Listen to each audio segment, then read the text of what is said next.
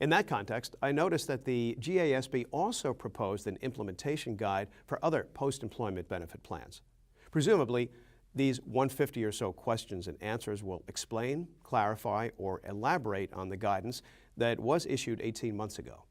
That's correct, Mike. There's a number of implementation areas that you can't really cover all the specifics in the individual standard because the standard's long enough and it just can't apply. It just can't address every single situation. So the implementation guide is an attempt by GASB to kind of fine-tune and provide more specific guidance to financial statement preparers and auditors in terms of how to implement the standard. So there's a lot of information in there.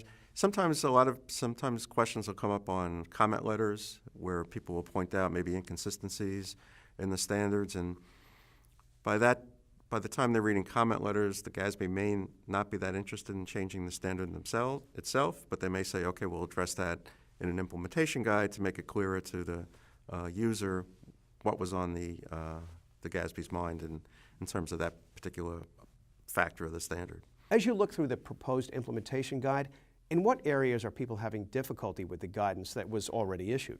Well, Mike, the simple answer to that is basically all the areas because if you went through the implementation guide, it covers everything from what types of plans does this apply to all the actuarial assumptions, to the formatting of the financial statements, to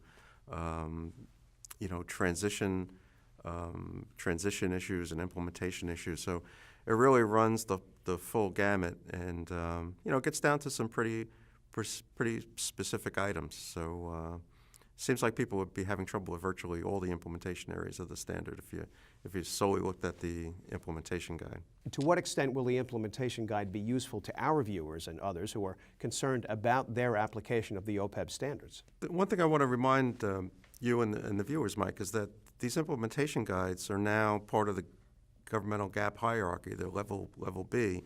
So they're not just best practice suggestions. They're items that you need to comply with.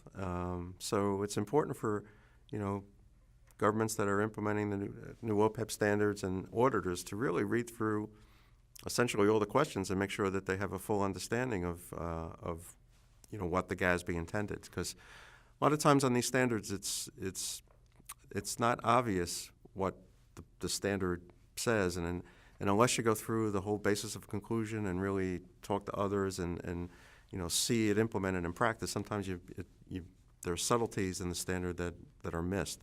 Hopefully the implementation guides, questions and answers, will bring more of those to light and result in better implementations. But it's very important to go through those questions and make sure that the ones that apply to you are complied with.